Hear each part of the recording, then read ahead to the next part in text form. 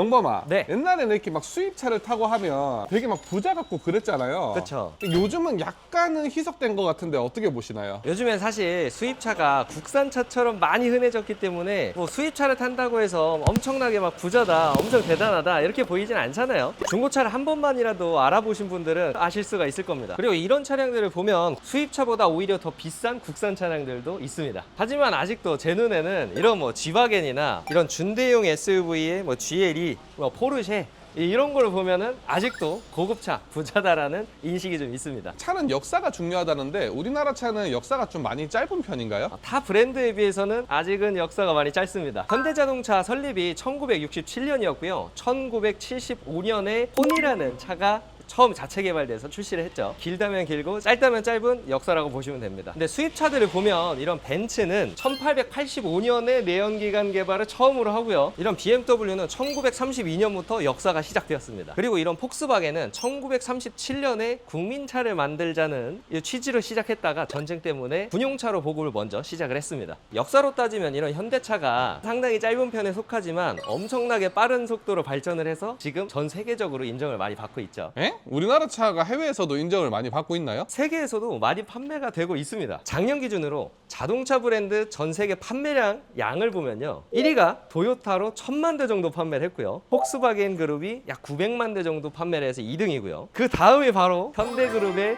700만 대가 넘는 판매량이 3위입니다. 그리고 여러분들이 잘 아시는 대량 생산의 원조 브랜드인 포드 브랜드가 390만 대로 현대보다는 많이 낮죠. 그리고 혼다가 380만 대, BMW 그룹이 245만 대, 벤츠 그룹이 239만 대로 현대차가 생각보다 엄청나게 판매를 많이 하고 있습니다. 많이 팔린다는 거는 좋다는 건데 수입차랑 국산차의 주행 성능은 좀 많이 차이가 있을까요? 예, 일반적으로 차에 많이 관심이 없으신 분들은 많이 차이를 못 느끼실 거예요. 이걸 이 돈 주고 사서 이 정도 승차감이면 좀 아까운데? 라고 하시는 분들도 있으시겠지만 차를 좀 잘 아시는 분들은 수입차의 주행 성능이랑 주행 질감이 제일 좋다라고 하시는 분들이 많으실 겁니다. 근데 사실 이렇게 포드나 이런 폭스바겐 이런 브랜드랑 현대랑 비교를 하다 보면 현대차가 더 좋다라고 하시는 분들도 많으실 겁니다. 이렇게 엔진의 출력을 뽑아서 쓸 수 있는 고성능 차량들은 아무래도 독일 차량들의 기술력들이 좀 더 좋지만요. 요즘 나오는 전기차들을 보면 아이오닉 5N 같은 경우는 모든 전 세계 전기차 중에서도 인정을 많이 받았습니다. 이렇게 부분적으로 수입차가 좋은 점도 있고 국산차가 좋은 점도 있기 때문에 무조건 수입차가 주행 성능이 좋다, 무조건 좋다라고 하기는 어렵습니다. 그럼 국산차가 확실히 수입차보다 또 더 좋은 것도 있을까요? 현대그룹이 엄청나게 잘하는 게 있습니다. 같은 차급 대비 공간을 많이 잘 뽑아준다는 건데요. 이 차량은 현대의 아반떼 준준형 세단인데요. 한번 공간 비교를 해보겠습니다. 대표적으로 공간 비교하려면 뒷좌석에 앉아야겠죠. 앞좌석도 평범한 시트 포지션으로 맞춰놨고요. 이렇게 앉았을 때 여러 번 말씀드리지만 제가 178입니다. 주먹 하나가 남고요. 머리는 약간 좀 아쉽긴 하지만 그래도 준준형 세단에 닿지 않는 것만 해도 이 정도면 괜찮지 않을까, 잘 뽑지 않았을까 생각합니다. 하지만 독일 차량들에서 이 정도 사이즈를 가진 차종들을 보면 뒷좌석에서는 거의 타기가 힘들다고 보셔야 됩니다. 이 아반떼 뒷좌석 공간이랑 차량을 비교를 하려면 수입차에서는 중형 세단 이상으로 분류가 되는 차량들이랑 비교를 해야 되는데요. 5 시리즈나 E클래스보다도 더 넓은 실내 공간을 아반떼가 가지고 있습니다. 이렇게 공간이 넓은 이유가요, 한국 사람들의 특성 때문인데요. 우리나라 분들이 실용적인 걸 많이 추구를 하시다 보니까 현대차도 그걸 맞춰서 이렇게 발전한 거라고 보시면 됩니다. 그리고 또 공간이 다른 점이 이제 수입차들은 대부분 후륜구동 기반이고요. 이 아반떼, 현대차들은 대부분 다 전륜구동이기 때문에 전륜구동 차량들은 엔진 미션이 가로 배치기 때문에 앞쪽에 구동축, 엔진 미션 이런 걸 다 넣어서 뒤쪽 공간을 좀 더 자유롭게 설계를 할 수가 있고요. 후륜구동 차량들은 엔진 미션이 일단 여기 있기 때문에 아무래도 이 센터 패시아나 콘솔 그리고 뒷좌석 공간, 실내 공간 확보가 좀 힘든 부분이 있는 거죠. 근데 실내 공간이 너무 넓으면 이 문짝이 좀 얇아지고 안전에 문제가 생기지는 않나요? 물론 뭐 이론상 그럴 수도 있지만 우리나라 차들이 해외에서 충돌 테스트를 받은 점수를 보면요, 나름 상위권을 유지를 하고 있습니다. 특히나 제네시스 라인들은 최상위권이라고 보셔도 됩니다. 그리고 또 국산차의 장점이라면 옵션이 있겠죠. 이렇게 아반떼급에서도 전자계기판이 들어가게 되고요. 그리고 메모리 시트,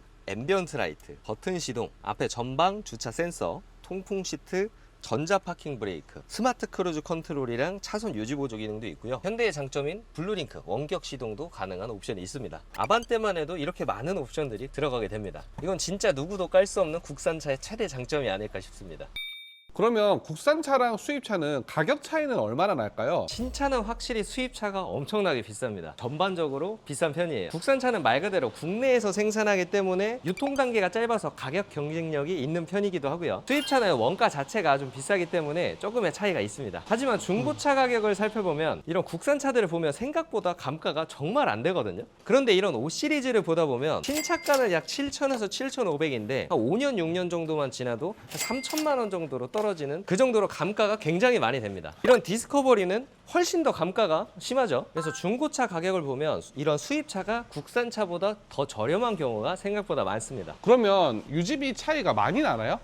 유지비 차이는 사실 뭐 연비나 뭐 세금, 보험료 이런 것까지는 엄청나게 차이가 나지는 않습니다. 하지만 문제는 뭐 사고가 나서 이런 뭐 램프나 외장 부품을 교체를 하거나 하체 소음이 나서 하체를 교체를 하거나 누유가 생겨서 수리를 해야 될 때 부품을 수급하는 단계에서도 현대차는 바로 모비스에서 구매해서 중간 유통 마진이 적고요. 이런 수입차는 OEM이나 애프터 부품으로 구한다고 하더라도 자재 창고에서 한국에 보관하고 그걸 또 배송 받아야 되기 때문에 기본적으로 부품 단가가 많이 높습니다. 그리고 공인비도 현대기아는 아무 정비소에서나 수리가 가능한 만큼 흔하기 때문에 공인비가 저렴하지만 이런 수입차는 아무 데서나 수리를 할 수가 없겠죠. 그렇기 때문에 기술료의 차이도 좀 많이 있습니다. 그리고 애프터 부품이 나오지 않는 곳에서 고장이 생겼다면 이런 라이트 같은 경우에는 200만 원, 300만 원 이렇게 넘어가는 경우도 있고요. 플래그십 모델들은 막 라이트 하나에도 500, 600만 원 하는 경우가 있기 때문에 그런 부담이 있다고 보시면 돼요. 그 수리비가 많이 비싼 게 좀 구조적인 차이가 많이 심하기 때문에 그런 건가요? 어느 정도 다른 것도 있지만 구조 자체는 크게 다르지가 않습니다. 이 볼보 같은 경우에는 전륜구동 기반인데 소나타랑 비교했을 때는 둘 다 전륜구동으로 엔진 미션 배열 구조나 뭐 등속 조인트, 하체 구조 대부분 다 비슷하게 생겼습니다. 그러면 점검 방법도 아예 똑같은 거예요? 큰 구조는 비슷하기 때문에 누유나 누수 이런 걸 체크하는 건 거의 비슷하고요. 각 차종별 언더커버 위치, 뭐 볼트 개수가 좀 다를 수도 있고 그리고 조금씩 부품 위치가 다른 경우도 있지만 차종별, 엔진별로 자주 문제가 발생하는 부분들이 다르다 보니까 점검 방법은 조금씩 달라지는 게 맞습니다. 고질병을 주의해서 확인해 주시면 됩니다. 그리고 점검할 때 스캐너 점검도 하실 텐데요. 이렇게 수입차랑 국산차용 스캐너가 다른 경우가 있기 때문에 이런 것도 점검 방법이 다르다고 할 수가 있겠죠. 오늘은 수입차와 국산차에 대한 차이점에 대해서 알아봤는데요. 구매를 고민하셨다면 오늘 영상 참고하셔서 좋은 중고차 구입에 도움이 되셨으면 좋겠고요. 앞으로도 유익한 영상으로 찾아뵐 예정이니까요. 좋아요랑 구독, 알람 설정 부탁드립니다. 감사합니다.